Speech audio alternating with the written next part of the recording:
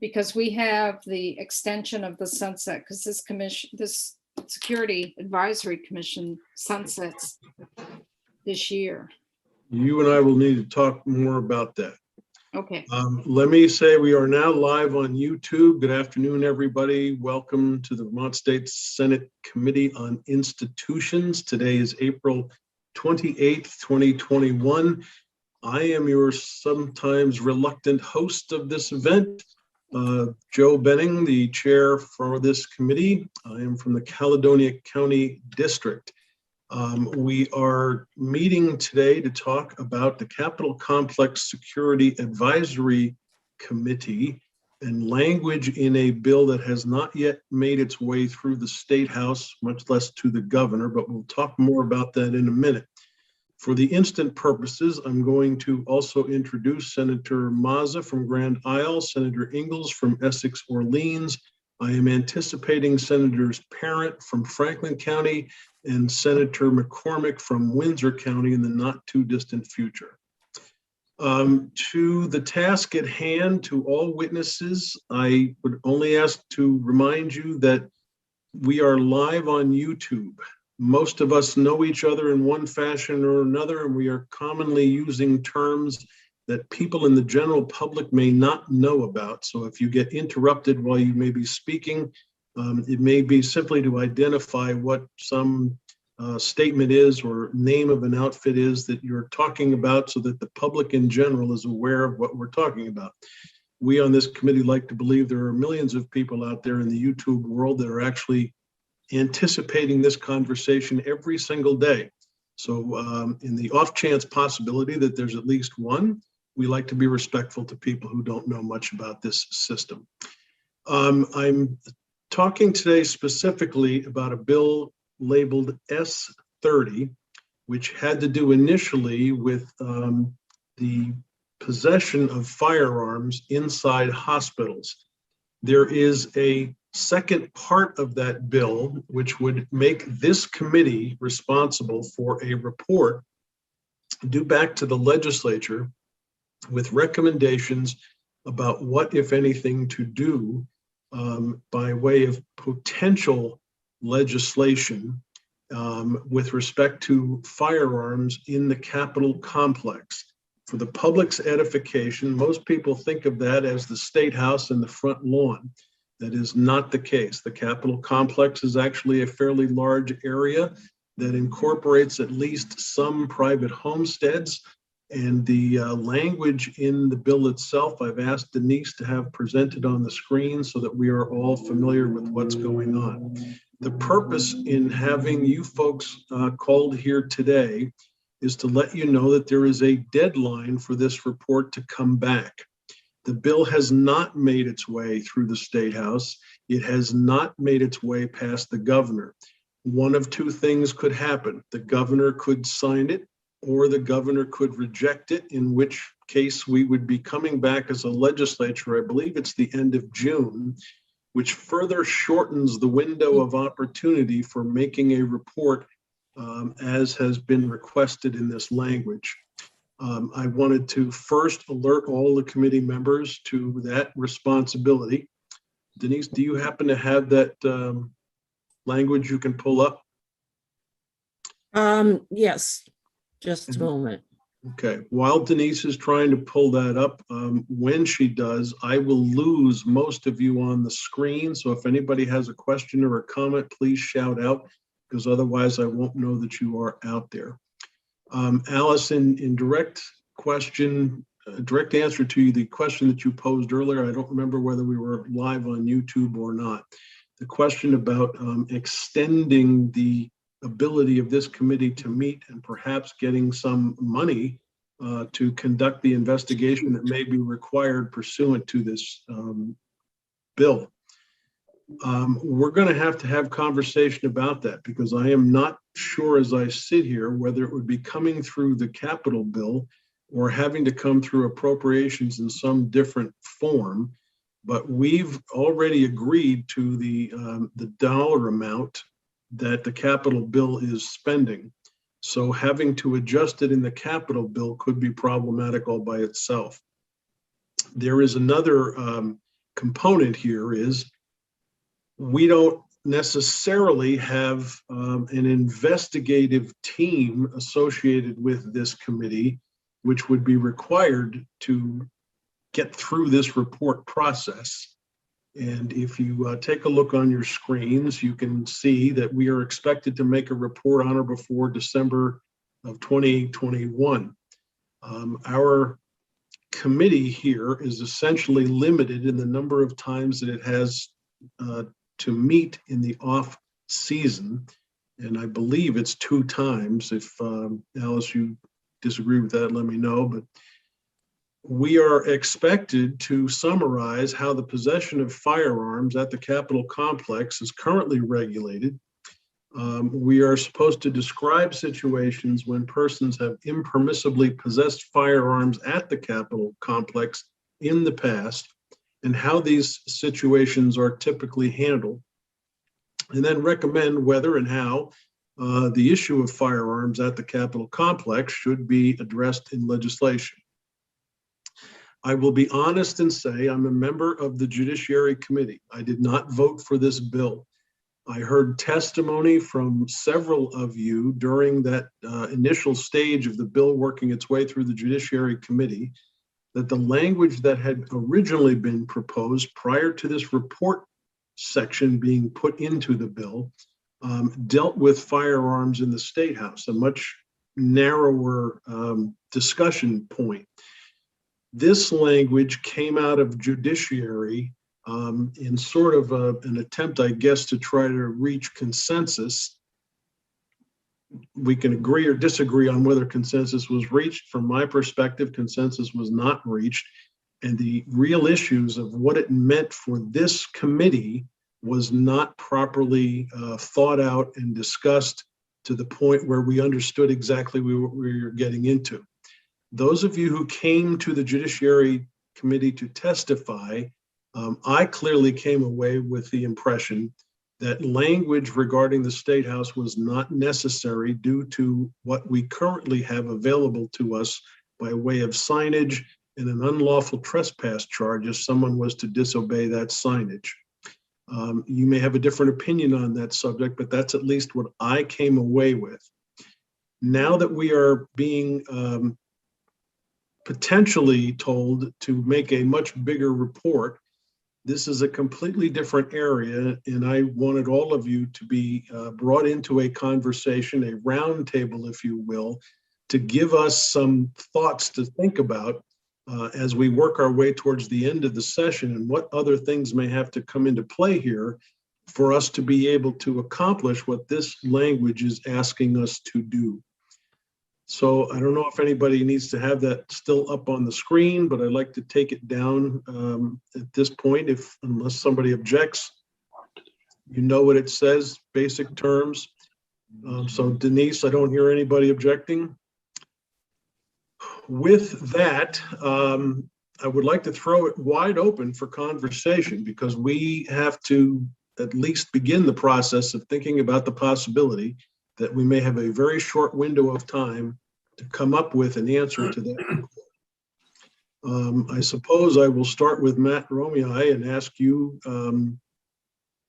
what do you think in response to this language? Well, Matthew Romei, Capitol Police Chief, and Senator, when we were anxiously awaiting your arrival earlier, Commissioner Sherling mentioned something that we've talked about that relates to this, that there's a much bigger picture to the safety and security concept for the Capitol complex that really needs to be dug into. Things that have happened this year have brought some of those issues to light. And I think this is a part of that bigger picture. To the particular language that is existing right now in this bill, if we are to generate a report, I might suggest that the easiest way to do is to split it amongst areas of responsibility.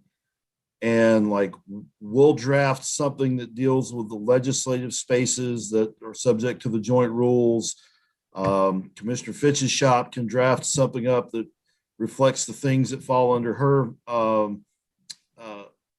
responsibility, and Court Administrator Gable and her team could pull something together that deals with the space in the Supreme Court. And I say that way because there's three completely fundamentally different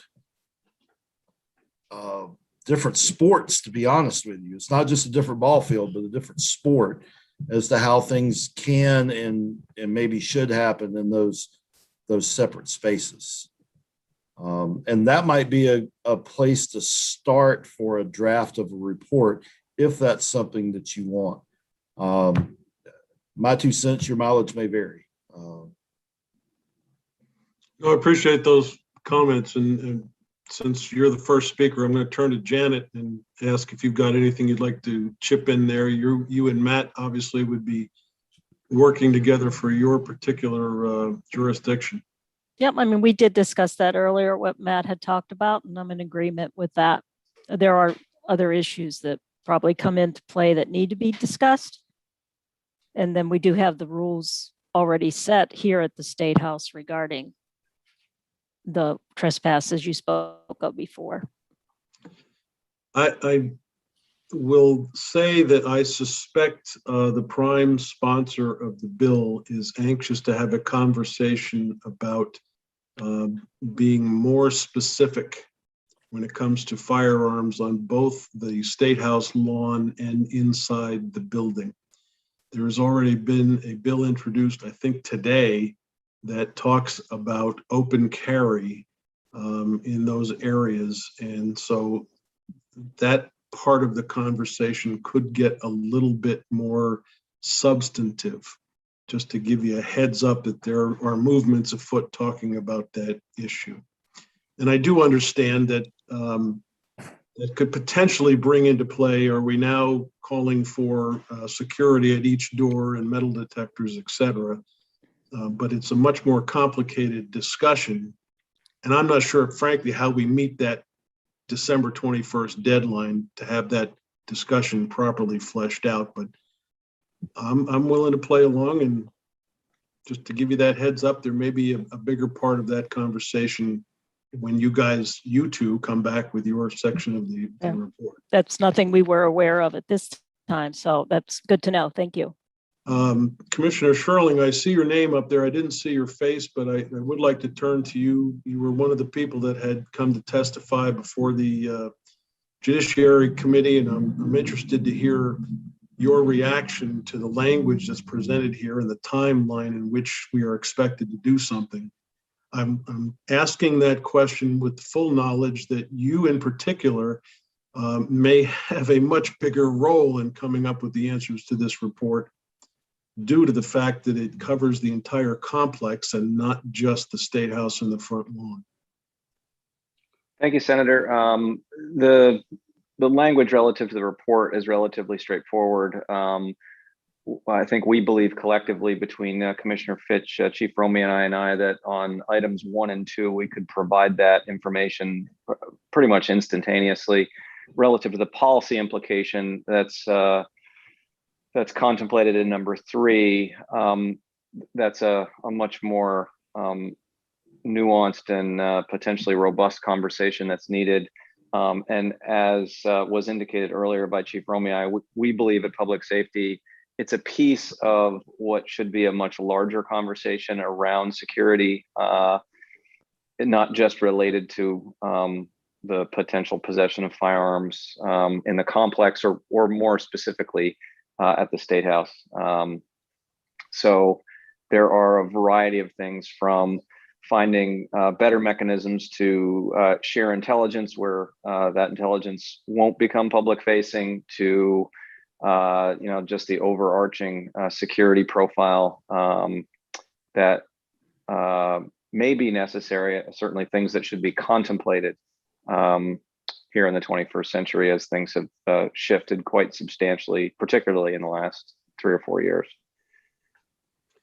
So I'm going to ask both you and Chief Pete, who's on the line. This Capitol complex incorporates several private homes.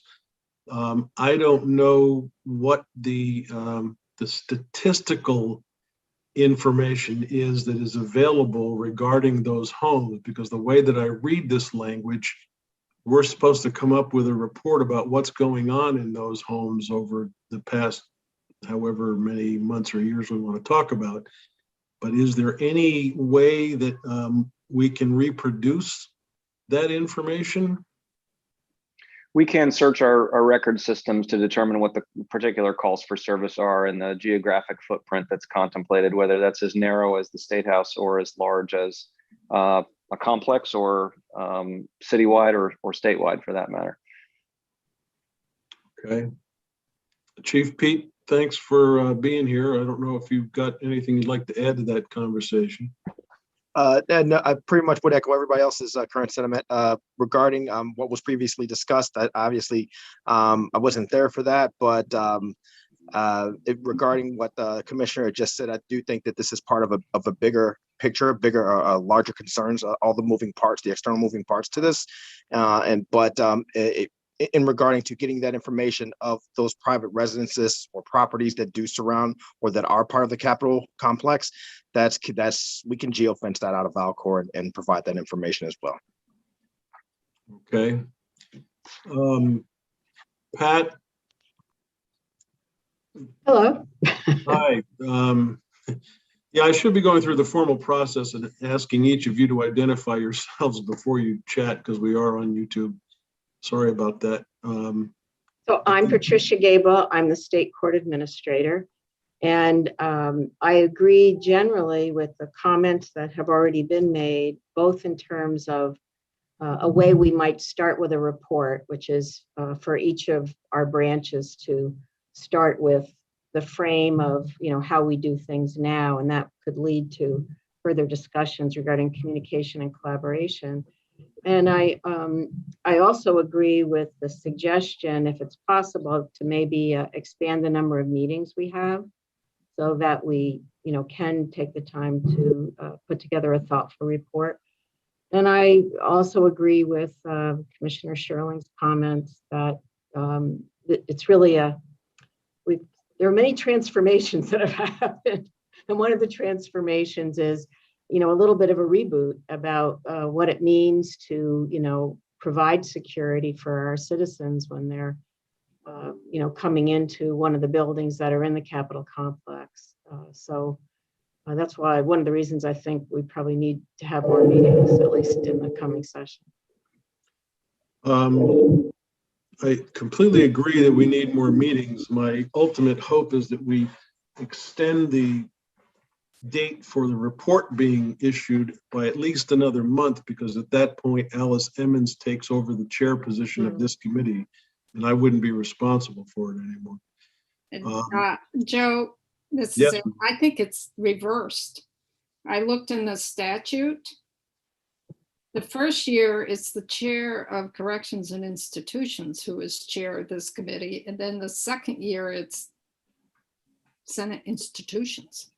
Well, I asked this question at least 3 times of legislative counsel and came away thoroughly depressed, thinking that I was stuck. Well, it says here, and I asked Becky in the statute, because I was curious myself, it said in the first year, the chair of House Corrections and Institutions shall serve as chair of the committee, and the chair of Senate institutions shall be vice chair. And annually thereafter, the offices of chair and vice chairs shall rotate. I think, Alice, that Ledge Council was taking the position that the first year is when the body is reconstituted, not the biennium first year. So when we had our very first Capitol Complex committee meeting, might have been the second year of a biennium. And then that kicks it off. I think that is quite possible. And believe me, I would be happy to hand this off to you right now if you would like to take it. Well, I just want clarity. Right. Because it's not, it says in the first year. And we'd have to go back to when this committee was first established. It was added, Act number 88, 2015, effective May 6th of 2016.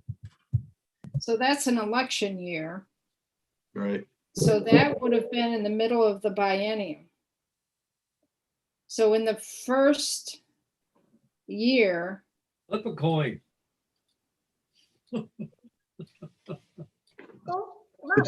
It's gonna have heads on both sides, and I'm calling heads.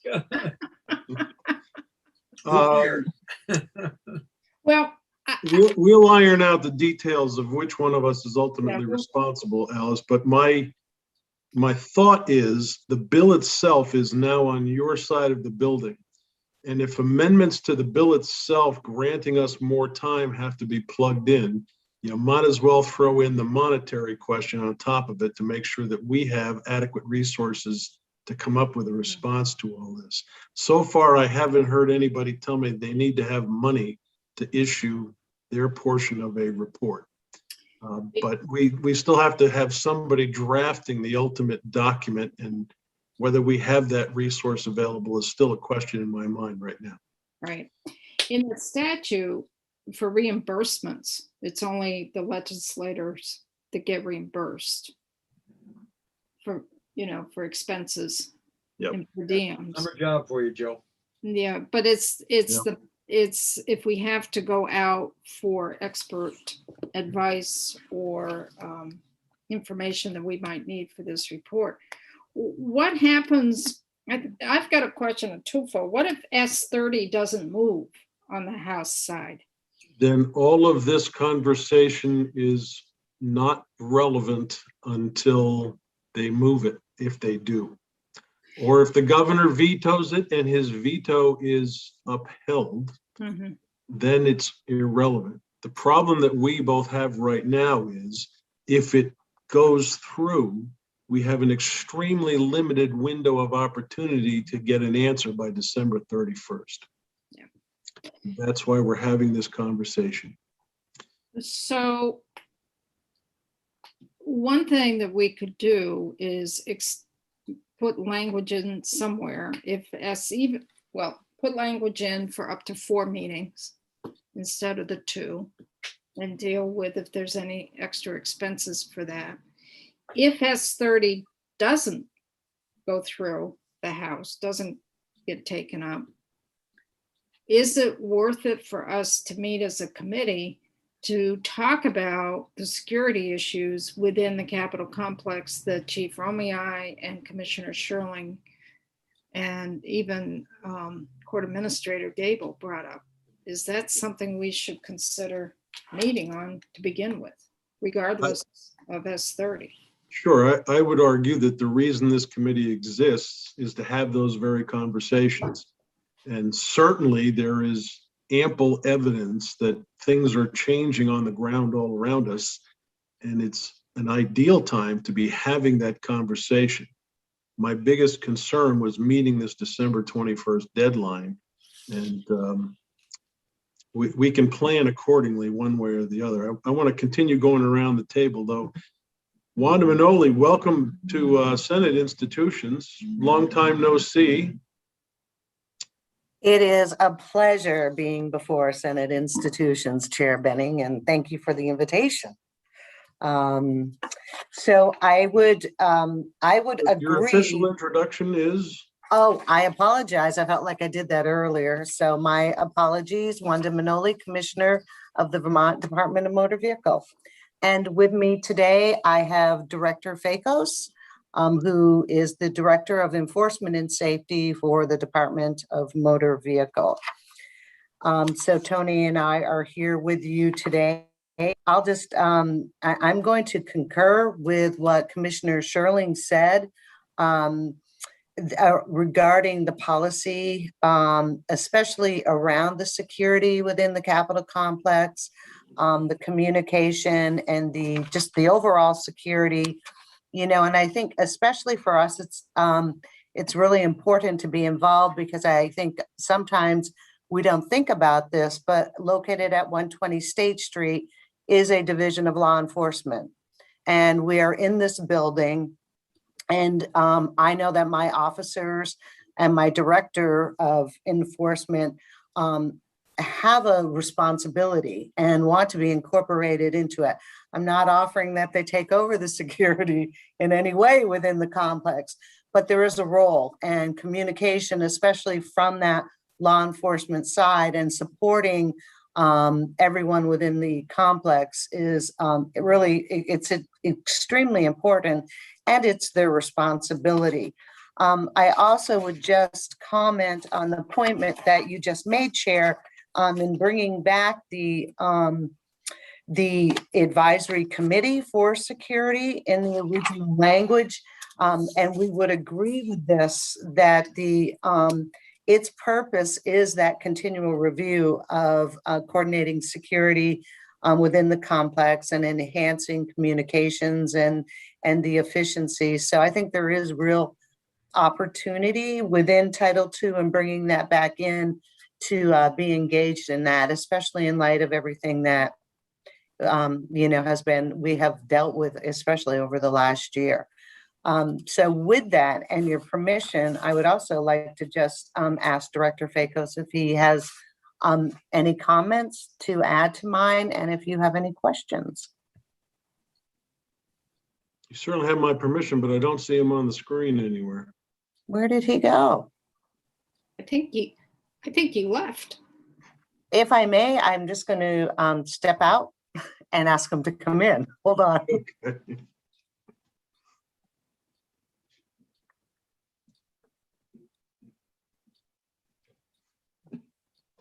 Well, I hope you all had a good time telling lawyer jokes or something while you were waiting for us to assemble. We were trying to figure out what to do. I think you enjoy being lawyer today, Joe. So he has stepped away, so I know he will agree with most of everything that I said.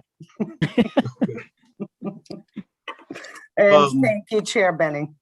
Sure. Well, I don't know if we have reached the point where we're in need of talking about metal detectors and security guards at the Department of Motor Vehicles. But it is something that there are some people in the building talking about.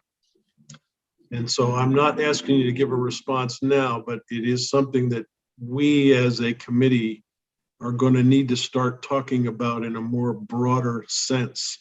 Because traditionally we've been talking about the State House, and this is much bigger than that as I see it. Bill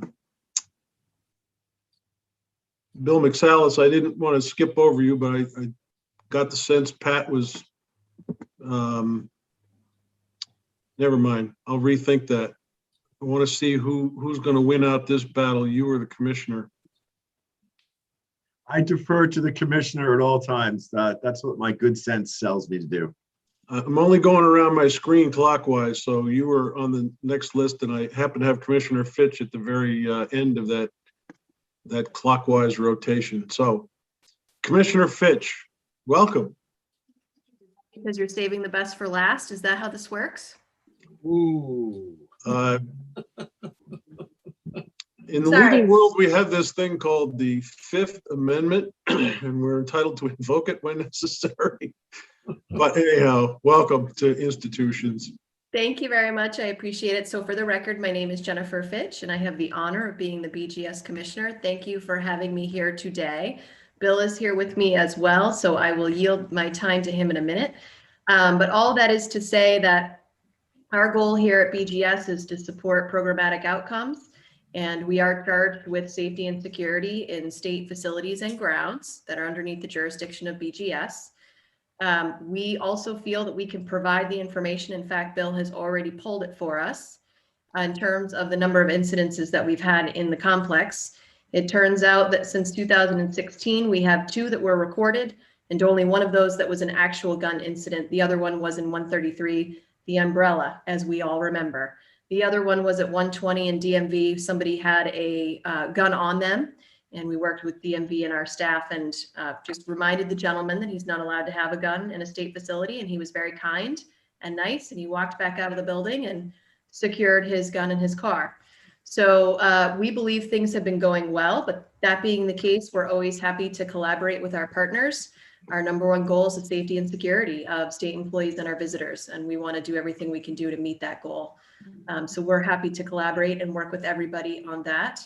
And then in terms of sort of technical expertise, I'm not a law enforcement officer. It's not my background. And so I take my cues and recommendations from other folks such as Commissioner Sherling at VSP, Chief Romei from Capitol Police, Chief Pete from Montpelier PD, as well as happy to bring in Wanda's folks from DNB and enforcement as well. So we're happy to partner. We're happy to be at the table. I agree that things have changed. The landscape has changed, and we should continue to focus on those tools and ways in which to provide that safety and security.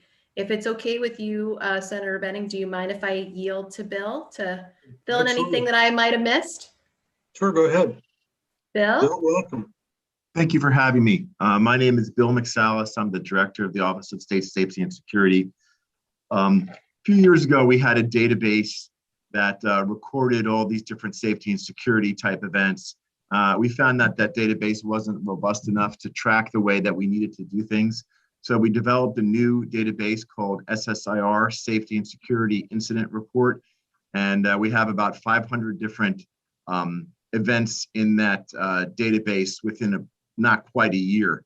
And I looked through those databases and I found that, again, we've only had a few very small incidences regarding firearms within the Capitol complex. Statewide, we have a very few events regarding firearms. We have more with knives and clubs and other things, and particularly a few buildings.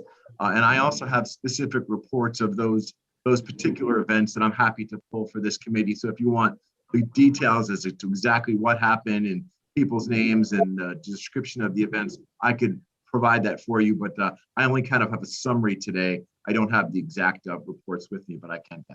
Bill, can I ask you a couple of questions? How far back does your database go?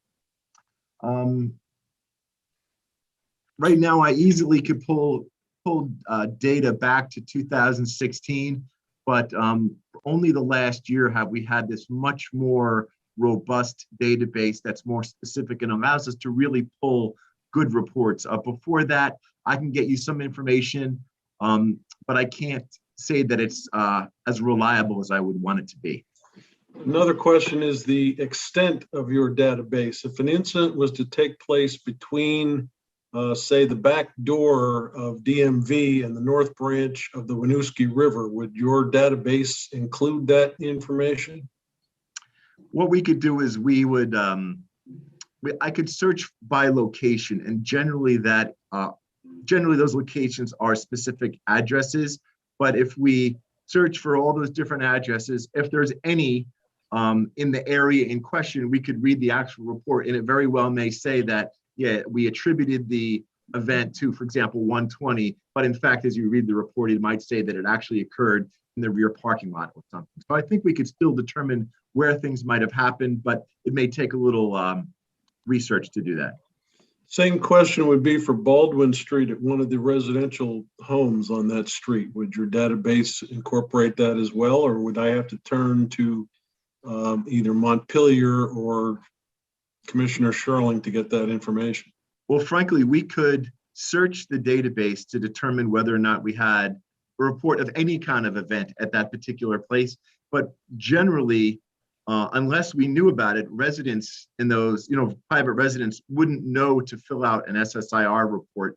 And unless our officers came across some security concern there too, they wouldn't. So it is possible that some event could have taken place.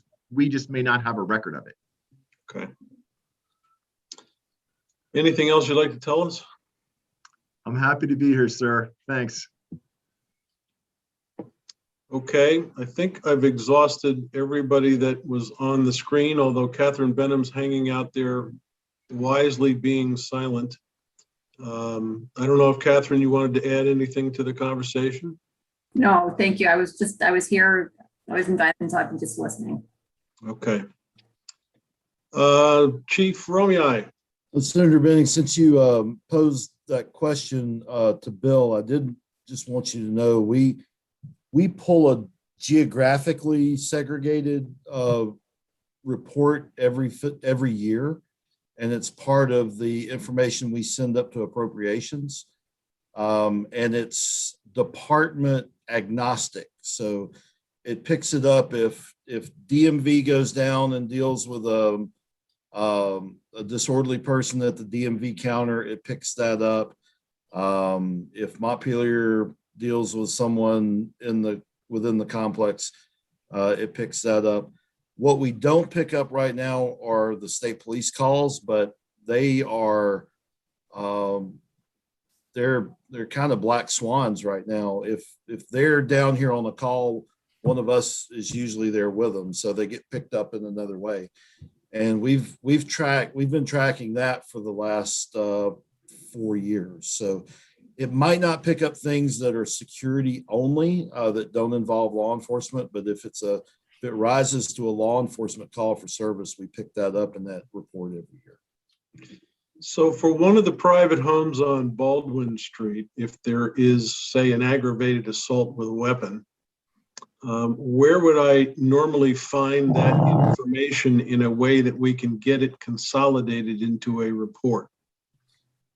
We can pull that through Valcor. And I can tell you those are exceptionally rare. I would like to think so, but I want to make sure we're covering all the bases that we're expected to in this bill. Well, I think we've exhausted the list of witnesses.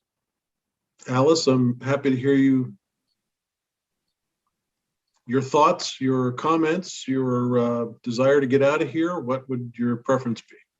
Oh, I do have a committee that's meeting right now, so I do have to scoot here in a little bit. It's a very interesting committee, by the way, I should Oh, tell you. yeah. Yes, it is. It's quite a mixture of personalities and folks. I think that we just have to figure out how we're going to move forward. I think it might be good to see if we can get some language in somewhere to see if we can meet up to 4 times when we're out of session this year. I think if S30 does not pass, does not become law, I think we still have some work to do as a security advisory complex committee, whatever it's called. And I think we should just pursue with 4 meetings off session and see if we can find some place to put that in language. And right now, in terms of S30, I think we're in a holding pattern at this point to see what's going to happen to S30. What I've heard on the House side, it is still on hold. It hasn't been, I don't think they've had any testimony on it or anything at this point. So I don't know what the plan is on the House side to move S30 or not. So I feel that on that, we're kind of in a holding pattern right now. That bill was never needed in the first place, so I can't imagine they're going to act too fast on it. Yeah, I don't know. That's above my pay grade. Commissioner Fitch has her hand up. Yes, thank you, Senator. This is just a question. So it sounds like there is a willingness and a desire from all of the folks that you just asked to work together to think about opportunities to improve the safety and security within the Capitol complex. I guess I leave it to everyone to say, if that is something we all have a desire to do, should we be doing that regardless of the bill? My response would be definitely yes. The conversation is certainly part of this committee's responsibility, whether there's a bill or not. Part of the rationale for getting everybody together this soon is to make sure that everybody's on the same page and knowing that we have information that needs to be collected. Whether the bill passes or not, that information will be used by all of us when we start talking about the larger subject of what to do going forward, as this committee normally does. So yeah, I appreciate that. And that is certainly a seed that needs to be planted right now. So we are all coming back the next time with a little bit more under our belts to talk about. I didn't know whether you had anything more you wanted to say, Alice. I didn't mean to cut you off. No, I just think, should we meet in a couple of weeks just to check in on the lay of the land. Maybe Well, S30 will have more information. Maybe, I don't know.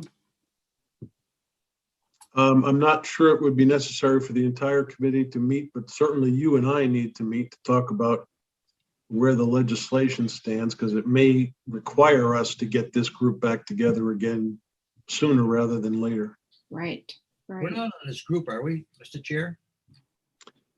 This committee will eventually be deeply involved in the conversation if decisions are being made about what specifically is going to happen in the Capitol complex. For instance, is it time to talk about metal detectors at the front doors of the State House? So you're not necessarily on the committee, but the institutions committees will be deeply involved in that conversation as soon as this group's Yeah, making that's up to you folks recommendations. to make recommendations, though. That's up to your committee to make recommendations to us. That is true. Okay. Okay. Anybody else have anything they want to bring up? I will again apologize for not having the ability to know when the Senate is going to adjourn for the afternoon. Hopefully next time we meet, we can, we'll do it on a day when the Senate is meeting in the morning. How's that? And the House meets in the afternoon, but maybe we'll be shifting to the morning. Who knows? My ultimate hope here is that we can meet again after the session has adjourned because we don't have the time crunch under us. Right. But thank you all very much for coming to Senate Institutions today. And committee, I'm going to ask you to hang on the line. Denise is going to keep us on YouTube, and we'll say goodbye and have a great day to the rest of you. May I just briefly, before Representative Emmons leaves, can I call you later this afternoon? On your cell phone? Yeah, probably after 5:30 or 6. Thank you. I'll do that. No problem. Thank you. I'm off to my committee. Thank you all for Thank coming. you all. Nice to see you again, Wanda. Nice to see you.